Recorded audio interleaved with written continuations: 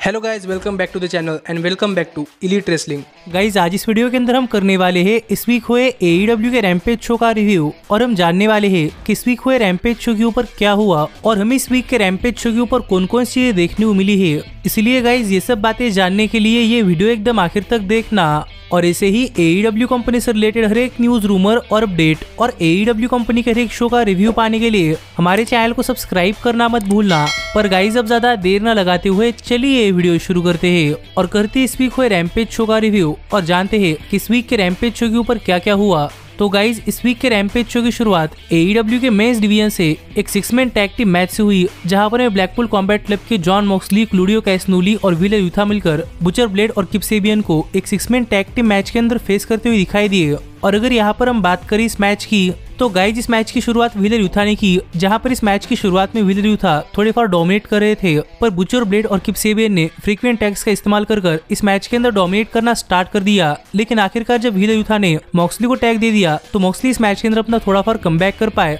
पर मॉक्सली को रोकने के लिए बुचर ब्लेड और किप सेबियन इन तीनों ने मिलकर मॉक्सली के ऊपर अटैक करना स्टार्ट कर दिया। पर आखिरकार जब क्लूडियो इस मैच के अंदर लीगल हो गए तो क्लूडियो, मॉक्सली और विलर यूथा इन तीनों ने मिलकर यहाँ पर बुचर ब्लेड और किप सेबियन के ऊपर काफी तगड़ा अटैक कर दिया, जिस डायरेक्शन के साथ हमें ये मैच रैम्पेज शो की ओपनिंग के अंदर एक बहुत ही जबरदस्त मैच देखने को मिला है। और ऐसे ही इस मैच के आखिर में ब्लैकपूल कॉम्बैट क्लब ने बुचर और किप सेबियन को रिंग के बाहर कर दिया और क्लूडियो ने रिंग के अंदर ब्लेड के ऊपर अपना फिनिशर लगाकर उन्हें पिन कर अपने टीम के लिए ये मैच जीत लिया है। जो मैच देखा जाए तो ब्लैकपूल कॉम्बैट क्लब के लिए काफी आसान सा मैच रहा और हमें ब्लैकपूल कॉम्बैट क्लब यहाँ पर काफी डोमिनेट करता हुआ दिखाई दिया है, तो देखना पड़ेगा कि आगे उनके साथ क्या होता है। लेकिन इसके बाद हमें रैम्पेज शो के ऊपर डार्बी अलिन का एक बैकस्टेज सेगमेंट देखने को मिला, जहाँ पर बात करते हुए डार्बी अलिन ने कहा कि डार्बी अलिन ने पहले ही कहा था कि अगर समोआ जो दोबारा से डार्बी को TNT चैंपियनशिप के लिए हरा देते हैं तो यहाँ पर डार्बी अलिन जब तक समोआ जो TNT चैंपियन है तब तक TNT चैंपियनशिप के पीछे नहीं जाने वाले और डार्बी अब ऐसा ही करने वाले हैं। पर यहीं पर डार्बी ओर्टिज के बारे में बात करना चाहते हैं कि ओर्टिज ने जो डार्बी को हाउस ऑफ ब्लैक के खिलाफ जाने के लिए मदद की थी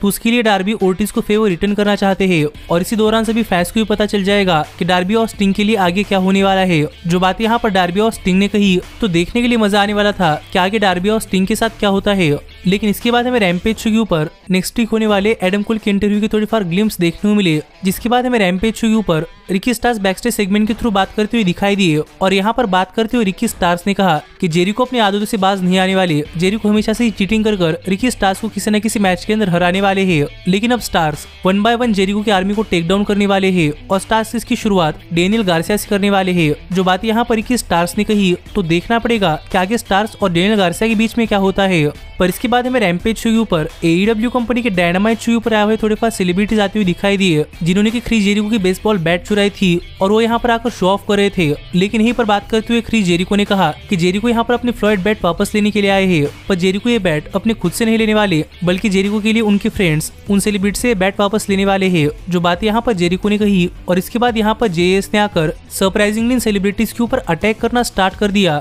जो देखकर यहाँ पर क्राउड भी थोड़ा फार शॉक था क्योंकि ये कोई रेसलर्स नहीं है। लेकिन गाइज इसके बावजूद भी इनके ऊपर अटैक कर जेरिको ऑपरेशन सोसाइटी ने इन पर एक टेबल के थ्रू पावर बम लगा दिया। तो देखना पड़ेगा कि ये चीज AEW कंपनी के लिए कितना अटेंशन ग्रैब करवा पाती है। पर इसके बाद हमने रैम्पेज शो के ऊपर देखा कि लेक्सी बैकस्टेज में डस्टन रोड्स का इंटरव्यू ले रही थी और यहाँ पर बात करते हुए लेक्सी ने डस्टन रोड्स से पूछा कि डस्टन रोड्स वर्सेस स्ट्रिकलैंड के ऊपर क्या कहना चाहते हैं। और यहाँ पर बात करते हुए डस्टन रोड्स ने कहा कि डस्टन रोड्स ने सुना है कि वर्सेस स्ट्रिकलैंड उनकी फैमिली के बारे में भला बुरा कह रहे हैं और ये डस्टन रोड्स के साथ पहले भी हो चुका है और पहले भी डस्टन रोड्स ने ऐसे आदमियों को पुट डाउन किया है जो कि उनकी फैमिली के बारे में भला बुरा कहता है और वर्सेस स्ट्रिकलैंड की AEW कंपनी अंदर आखिरी गलती होने वाली है। जो बातें यहाँ पर डस्टन रोड्स कह ही रहे थे, कितने में यहाँ पर वर्सेस स्ट्रिकलैंड के हिटमैन्स आ गए जिन्होंने यहाँ पर आकर डस्टन रोड्स के ऊपर अटैक कर दिया। और इसके बाद यहाँ पर आकर बात करते हुए वर्सेस स्ट्रिकलैंड ने कहा कि वर्सेस स्ट्रिकलैंड आखिरकार एक फाइनल आउटलॉ को भी टेक डाउन करने वाले हैं। तो देखना पड़ेगा कि आगे इनके बीच में क्या होता है और इनके बीच में फाइनली मैच कब देखने को मिलता है।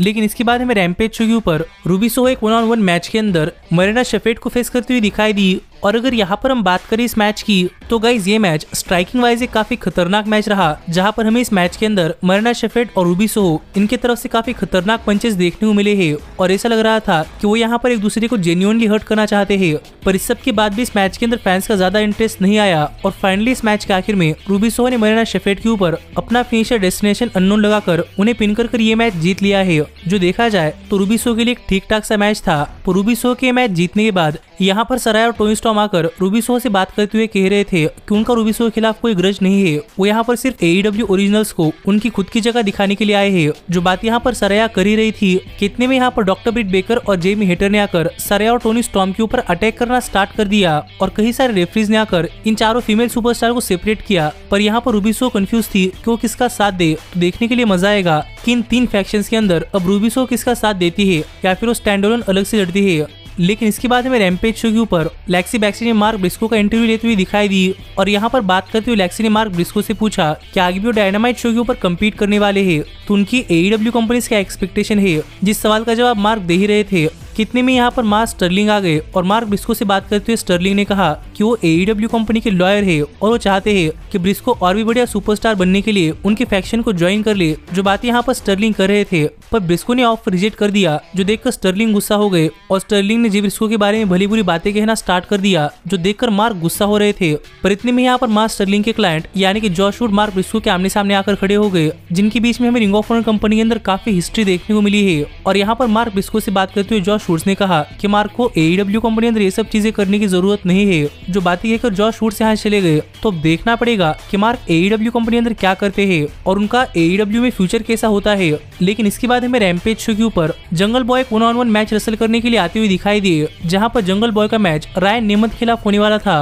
और जंगल बॉय के एंट्रेंस चलने के दौरान ही रायन नेमथ जंगल बॉय के ऊपर अटैक करने के लिए गए, लेकिन जंगल बॉय ने अटैक रिवर्स कर रायन नेमथ के ऊपर अपने काफी बढ़िया मूव्स लगाना स्टार्ट कर दिया और मोस्टली इस मैच के अंदर डोमिनेट करने के बाद out of nowhere Ryan Nemeth के ऊपर अपना finisher back elbow to head लगाकर फाइनली यहाँ पर रायन नेमथ को पिन कर जंगल बॉय ने ये मैच जीत लिया है। जो मैच उनके लिए काफी आसान सा मैच था, पर जंगल बॉय के ये मैच जीतने के बाद यहाँ पर ब्रायन केज रैंप पर आकर खड़े हो गए। तो देखना पड़ेगा कि आगे ब्रायन केज और जंगल बॉय के बीच में क्या होता है, क्योंकि देखकर लग रहा है कि यहाँ पर कोई नई स्टोरी लाइन स्टार्ट हो सकती है। लेकिन इसके बाद हमें रैम्पेज शो के ऊपर ओर्टिज का एक बैकस्टेज सेगमेंट देखने को मिला, जहाँ पर बात करते हुए ओर्टिज ने कहा कि एडी किंगस्टन ओर्टिज के दोस्त थे और ओर्टिज एडी किंगस्टन को अकेले नहीं छोड़ने वाले, लेकिन एडी किंगस्टन उनकी मदद भी नहीं चाहते हैं। इसीलिए ओर्टिज एडी किंगस्टन की मदद करने के लिए चाहे तो एडी के खिलाफ भी खड़े रहने के लिए तैयार है। जो बात यहाँ पर ओर्टिज ने कही, तो देखना पड़ेगा कि आगे एडी और ओर्टिज के बीच में क्या होता है। लेकिन इसके बाद हमें रैम्पेज शो के ऊपर रेने पैकेट बैकस्टेज में हैंगमैन पेज का इंटरव्यू लेती हुई दिखाई दी और यहाँ पर रेने ने हैंगमैन पेज से पूछा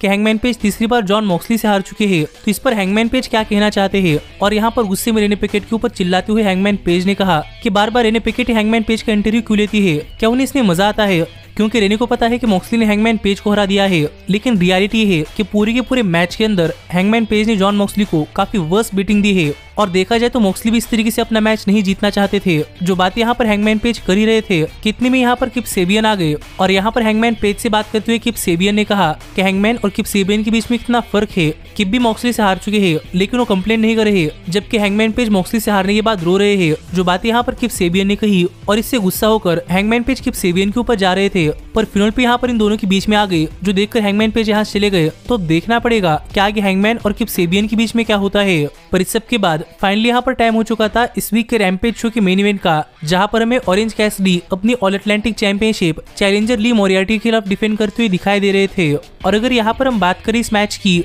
तो गाइज ये मैच इस वीक के रैम्पेज शो के मेन इवेंट के अंदर एक काफी अनयूजुअल मैच था, क्योंकि ये मैच कोई काफी जबरदस्त या फिर कोई सीरियस रेसलिंग मैच नहीं, बल्कि कॉमेडी रेसलिंग मैच था। और इस पूरे के पूरे मैच के अंदर ली मोरियार्टी और ऑरेंज कैसिडी इन्होंने काफी फनी मूव्स लगाए हैं, जो देखकर काफी मजा भी आ रहा था। लेकिन इस मैच के अंदर सीरियसनेस की भी थोड़ी फार टोन थी, जिससे कि इस मैच के अंदर फैंस का इंटरेस्ट बन रहा था। और इस मैच में भी कैसिडी और ली मोरियार्टी इन्होंने अपनी बहुत ही बढ़िया परफॉर्मेंस दी है। लेकिन जब कभी इस मैच के अंदर कैसिडी डोमिनेट करते, तो यहाँ पर स्ट्रोकली हैथवे कैसिडी को डिस्ट्रैक्ट करने के लिए आ जाते, जो देखकर फाइनली यहाँ पर डैन हाउसन ने स्ट्रोकली हैथवे को कर्स कर दिया और ली मोरियार्टी इससे डिस्ट्रैक्ट हो गए, जिस चीज का फायदा उठाकर ऑरेंज कैसिडी ने ली मोरियार्टी के ऊपर अपना फिनिशर ऑरेंज पंच लगा दिया। लेकिन इसके पहले कि ऑरेंज कैसिडी यहाँ पर ली मोरियार्टी को पिन कर पाते, ली मोरियार्टी ने ही ऑरेंज कैसिडी को एक सबमिशन के अंदर पकड़ लिया। पर किस तरीके से बचते हुए यहाँ पर ऑरेंज कैसिडी ने ली मोरियार्टी का ये सबमिशन उनके ऊपर ही पिन के अंदर कन्वर्ट कर लिया और उन्हें पिन कर ऑरेंज कैसिडी ने ये मैच जीत लिया है। जो मैच सच में काफी बढ़िया मैच था और इस मैच के अंदर पहली बार Orange Cassidy tiger style wrestling कर रहे थे, जो देखकर मजा भी काफी आ रहा था।